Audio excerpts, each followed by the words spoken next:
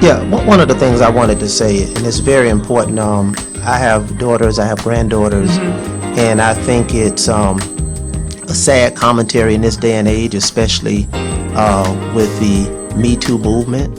And quite frankly, that movement was predicated on people taking advantage of women in a professional capacity. I think it really undermines the hard work, the preparation, the education of our women to even suggest remotely that a woman can't work hard, can't study hard, can't do what she needs to do to get ahead without kind of casting those aspersions. So I think it's an indictment on just the overall narrative that, quite frankly, women had to overcome, and we know that black women had to overcome it even more so. And still, so to suggest that a black woman, Valencia, shout out to Valencia Gunda, she shared an article about black versus people of color. There's a difference. So a black woman to be remotely besmirched relative to her achievements is really unfortunate, and I just think we as a community have to stand up against that. I was very, very proud to hear that most of the people in the audience rejected that. And again, it's not simply about this.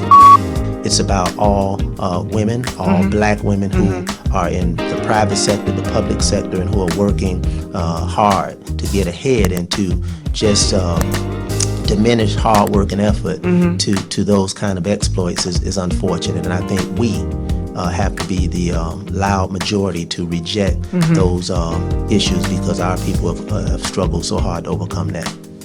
And I thank you for sharing that. This nation saw and continues to see a significant strategy to divide and conquer, and the divisive, horrific debasement of individuals, starting with what happened during the election with the individual who was eventually elected, what was said on tape about women. Obviously men have been complicit in many of that, but as I indicated, a person with daughters and granddaughters, it just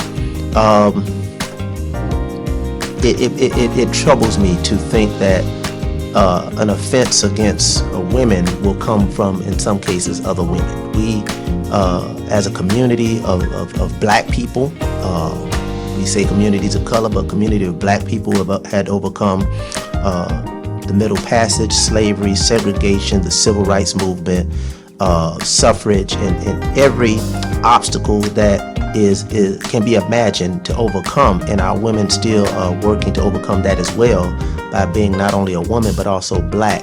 I think there will be some sense of understanding and solidarity and respect and civility and compassion toward another black woman.